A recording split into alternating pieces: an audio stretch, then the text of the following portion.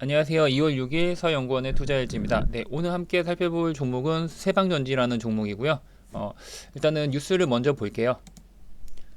뉴스를 먼저 보면 네, 세방전지 주가 급등, AGM, 그다음에 리튬전지 성장의 호실적 이렇게 나왔는데 일단은 이 세방전지가 최근에 좋은 모습을 보여주고 있어요. 일단은 뭐 지금 이 AGM이라는 거, 고성능의 AGM, 요게 Observant Glass 매트인데, 매트예요, 매트. 예. 요게 이제 유리 그런 매트에 유리 섬유에 일단은 그 전해액이 이제 전해액을 흡수를 시켜서 이제 요런 부분이 이제 더 효율적이라는 부분, 그거를 좀 보셔야 될 것 같습니다. 이게 더 성능이 뛰어나서 비싸요. 근데 좋긴 한데 더 비싸요. 예, 그래서 좀 고성능이고 대신 더 가격이 비싸다. 어떻게 보면 수익성 면에서는 더 좋은 거죠. 근데 요게 이제 수요가 증가하고 있다는 부분이고, 지금 현재는 400만 개의 생산 능력을 보유하고 있는데 지금 100만 개를 이제 추가로 이렇게 증설한다라고 예전에 일단은 지금 이런 식으로 진행이 되고 있다라는 부분 보시면 될 것 같고요. 그리고 최근에 그 좀 핫했던 저 PBR 종목에 부합되는 그런 종목으로 보셔도 될 것 같습니다. 왜냐하면 부채 비율도 40%대로 굉장히 낮고, 그 다음에 1,900억 원이 넘는 현금을 예전부터 유명했어요. 세방전지 같은 경우는 현금 부자 회사로 유명을 했는데 1,900억이 넘는 순현금을 보유해서 재무 구조가 굉장히 우량하다. 예전부터 이게 좀 돈을 잘 버는 회사이기 때문에 현금을 좀 많이 쌓아놓는 그런 모습을 보여줬습니다. 일단은 또 좀 주주 친화적인 정책이 나오면 좋을 것 같은데, 그런 거는 좀 아쉬운 부분인 것 같아요. 뭐 앞으로 좀 그런 쪽으로 이제 기대를 해볼 수 있지 않을까라고 생각을 하고요. 지금 뭐 리튬 전지에 대한 성장성과 그 다음에 AGM 요거라 말씀을 드렸는데, 이렇게 얘기를 했는데 기사에서 요게 AGM 배터리거든요. 이게 더그 유리 섬유에 유리 매트에 그 다음에 유리 섬유에 이제 전해액을 흡수를 시켜가지고 이게 이제 고정이 돼서 이 부분이 더 효율성이 더 뛰어나다라는 부분. 그래서 가격은 비싸지만 더 좋다, 성능은 더 뛰어나다라고 보시면 될 것 같고요. 일단은 지금 요거를 보시면 될 것 같아요. 네, 보시면 전해액을 유리 매트에 흡수를 시켜서 이렇게 쓰는 건데, 이게 기존에 있는 그런 배터리보다는 더 좋습니다. 효율이 뛰어나고요. 보시면 뭐 일단은 그러니까 흡수가 됐기 때문에 유리 매트에 다 이제 전해액이 요게 요 안으로 다 흡수가 되는 부분이기 때문에 사실상 이제 요런 거에 좋죠. 바다나 요런 해양이나 이런 데서 밖으로 이제 유출되지 않을 수 있는, 배터리에서 이제 뭐 다 유출이 돼 버리면, 전해액이 밖으로 나가 버리면 문제가 되잖아요. 이제 성능 이제 쓸 수가 없는 거잖아요. 성능이 어떻게 보면 성능이 없는 거죠. 예. 그런데 효능이 없는 건데, 이제 그런 부분에서 문제가 없고, 그다음에 또 진동에도 강하다고 그래가지고 어떻게 보면은 오프로드 차나 이런 좀 약간 비포장 도로를 달리는 그런 건설 장비, 예, 그런 차나 건설 장비 뭐 이런 거에 좀 어떻게 보면 적합한 그런 모습이라고 보시면 될 것 같습니다. 그리고 수명도 길어가지고 일반 그런 전지보다는 수명이 훨씬 길어요. 그래서 일단은 뭐 유지 관리 비용도 절감이 되고, 그다음에 충전이 굉장히 빠르다는 장점이 있어가지고요. 그래서 일단은 더 효율적이다라고 보시면 될 것 같습니다. 하지만 단점은 가격이 비싸다라고 보시면 되고요. 일단은 뭐 이 세방전지라는 기업을 뭐 예전 주식을 좀 오래 하신 분들은 아마 다 아실 거예요. 예전에는 2차전지 이런 관련주로 엮이면서 이게 이제 굉장히 좀 핫했었던 종목인데, 축전지 생산 전문 기업이죠. 네, 요게 지금 뭐 국내 점유율 39%로 1위고요. 압도적인 1위죠. 그리고 세계 6위까지. 그리고 공장은 창원에 있고, 최근에 이제 광주에도 이제 공장을 증설을 했죠.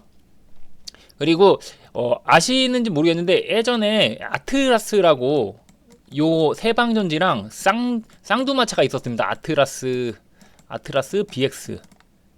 BX라고, 어떻게 보면 지금은 추억의 종목인데, 요 두 종목이 이제 1위, 2위를 다퉜거든요. 이제 세방전지가 1위고 요게 이제 아트라스가 2위였는데, 요게 나중에는 이게 모회사가 한국 타이어예요. 그래서 나중에는 얘네가 이제 기업 공개 매수를 해가지고 주식을 공개 매수해서 아예 그냥 상장 폐지를 시켰습니다. 워낙 수익성이 좋고 굳이 뭐 한국 타이어 자체도 뭐 돈이 필요한 돈이 많은 회사잖아요. 알짜배기 회사라서 돈이 많은 회사라서 현금이 많은 회사이기 때문에 굳이 이제 상장할 이유를 못 느껴서 나중에 상장 폐지를 아예 시켜버렸죠.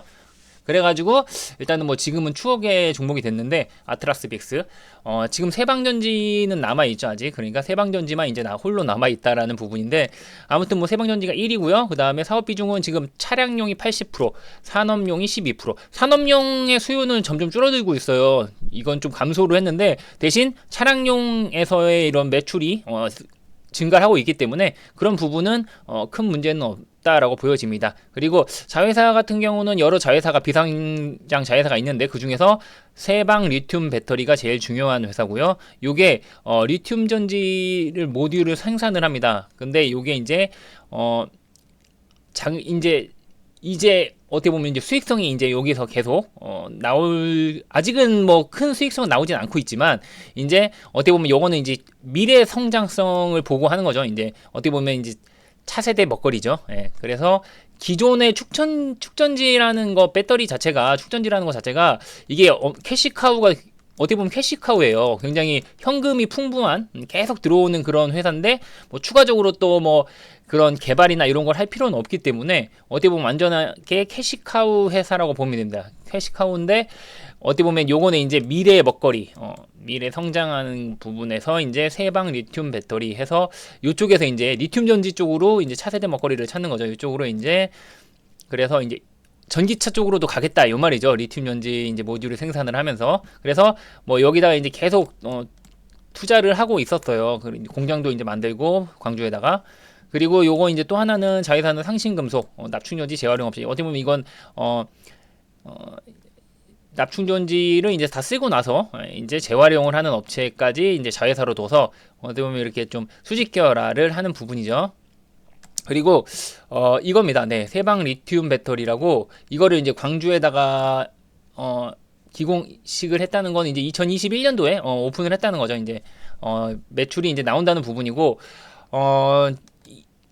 6월부터 완공이 2021년 6월이니까 이미 뭐 완공이 돼서 생산을 하고 있어요. 사실상 생산하고 있고 이미 매출도 나오고 있는 부분이기 때문에 앞으로는 이제 여기에서 이제 전기 자동차에 대한 리튬 배터리 모델과 팩을 생산할 계획이다. 이미 생산을 하고 있죠. 그래서 일단은 지금 뭐 좋은 모습을 보여주고 있는데 지금 보시면 이 회사 같은 경우는 이거 일단은 대주주 외 지분까지 우호 지분까지 해가지고 거의 40% 정도 돼요. 그리고 GS 우아사 네 유아사 GS 유아사라고 요거 같은 경우는 일본의 배터리 회사입니다. 근데 지분을 16%를 가지고 있고요. 투자를 하고 있고요.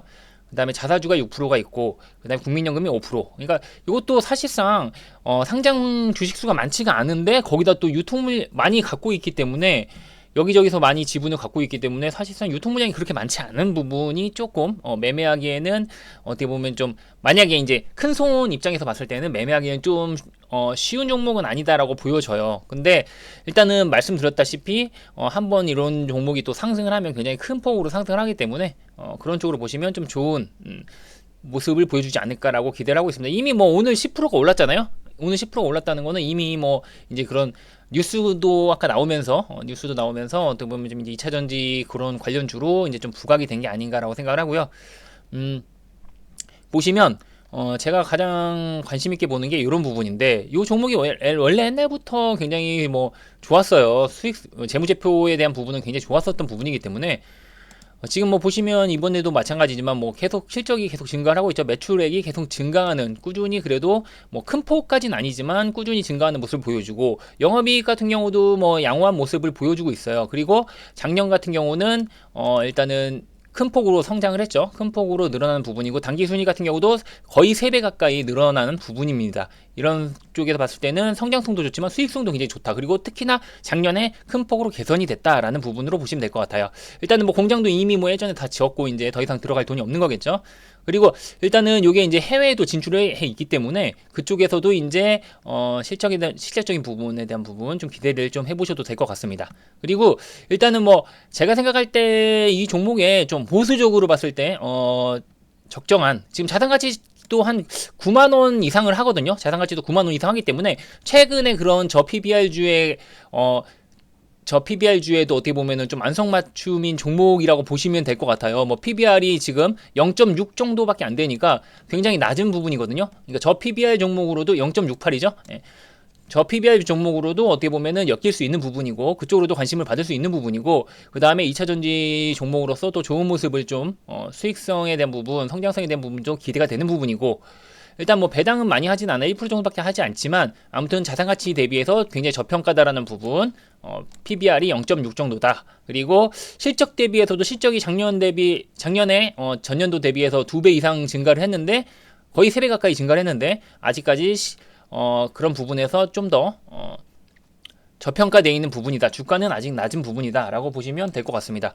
일단은 뭐 지금 이 종목 같은 경우는 외국인은 계속 팔고 있어요. 근데 반대로 이제 외국인은 최근에 좀 매도를 하고 있는데 그렇지만 일단은 기관 같은 경우는 계속 매수를 하고 있다는 부분 좀 보시면 될 것 같고요.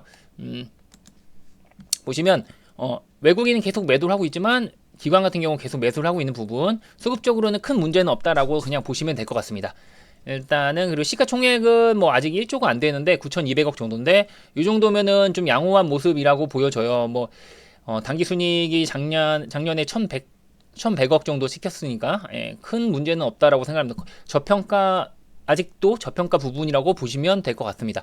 그런데 단점이 있죠. 오늘 이 종목 같은 경우 오늘 10%가 올라 버렸어요. 그래서 제가 생각할 때는 이미 많이 올랐기 때문에 좀 위험하다라고 보시면 될 것 같고요. 단기적으로는 좀 내려오면 조정 시 매수 관점으로 보시고 접근을 하시면 될 것 같습니다. 제가 생각할 때는 이 종목 같은 경우는 6만 2천원 정도 라인일까요? 이 정도 보시면 될 것 같은데 만약에 이 정도까지 6만 2천원 라인까지 내려오면 그때 매수 관점으로 보시고 접근을 하셔도 되지 않을까라고 생각을 하고요. 만약에 뭐 제가 볼 때 이때 62,000원까지 내려오기 아마 단기간에 내려오기는 쉽지 않을 것 같은데 네 아무튼 뭐 62,000원까지 내려오면 일단은 매수 관점으로 보시면 될 것 같고요. 그 다음에 일부는 일단 한 63,000원 선에서도 괜찮아요. 62,000원에서 63,000원 선까지는 매수 관점으로 접근을 하시면 괜찮을 것 같다라고 말씀을 드리고 싶습니다.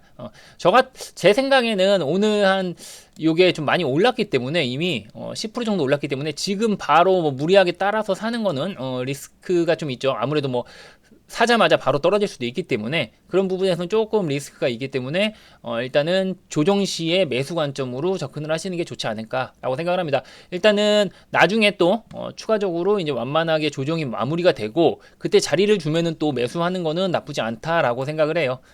지금은 조금 올라와 있으니까 63,000원까지만 제가 생각할 땐 63,000원까지만 사도 괜찮은 가격대거든요. 근데 63,000원을 아마 안 줄 거예요. 그래서 제가 생각할 때는 이 종목 같은 경우는 64,000원에 1차 매수 64,000원 라인에서 1차 매수하고 만약에 3,000원까지 내려오면 좀 더 추가 매수하는 쪽으로 그런 분할 매수 관점으로 보시면 괜찮을 것 같습니다. 만약에 뭐 내려오지 않고 그냥 가면은 나중에 또 눌림목 주면은 살 기회는 충분히 주거든요. 그러니까 나중에 사셔도 된다고 생각합니다. 급하게 사실 필요는 없다고 생각을 해요. 이미 뭐 윗꼬리 달고 내려왔기 때문에 단기간에 어떻게 보면 급등 이후에 이제 차익 실현 매물이 나온 거잖아요.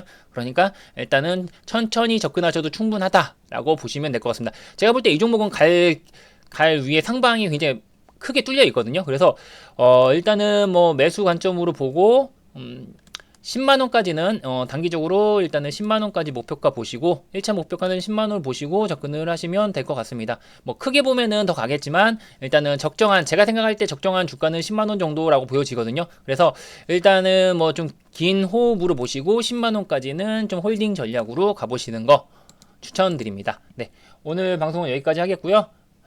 또 제가 항상 말씀드리지만 제가 이렇게 장중에 리딩을 하는 게 아니잖아요. 그래서 사실상 제가 이렇게 단편적으로 장 끝나고 나서 이렇게 뭐 지금 상태에서 이제 장이 마감된 상태에서 이렇게 종목에 대해서 말씀을 드리고 뭐 차트를 보고 말씀을 드리는 건 어떻게 보면은 이제 종목에 대해서 제가 소개시켜 드린 거지 요거를 추천을 하는 것도 아니고, 그리고 그거대로 제가 말씀드린 것처럼 그런 스케줄로 바로바로 움직이지도 않습니다. 그러니까 바로 제가 그 다음날에 주가를 맞출 수는 없는 것 부분이기 때문에 저는 그저 이제 좋은 종목을 좀 싼 가격에 있는 종목을 이제 소개를 시켜 드리는 거고, 그거에 대해서 한번 공부를 해보시고 좋은 자리가 나온다면, 만약에 그 다음날이나 뭐 나중에 봐서 좋은 자리가 나오고 살만한 자리가 나오면 그때 매수에 대한 거는 한번 고려해 보시는 게 좋을 것 같아요. 근데 제가 말씀드렸다고 해서 무조건 뭐 엄청 많이 올랐는데 사거나 엄청 떨어지고 있는데 사거나 이러실 필요는 없습니다. 항상 그 기회를 보시고 차트 보시면서 대응하시면 될 것 같아요. 네, 일단은 한번, 그리고 제가 소개시켜드린 종목에 대해서 한번 좀 공부해 보시고 이제 좀 믿음이 생긴다 싶으시면 그때 한번 관심 있게 보시면 될 것 같습니다. 네, 오늘 방송 여기까지 하겠고요. 다음에 내일 또 이제 또 다른 종목으로 제가 이제 또 다른 종목과 다른 뉴스로 찾아오도록 하겠습니다. 오늘 하루도 굉장히 수고 많으셨고요. 내일 뵙도록 하겠습니다. 감사합니다.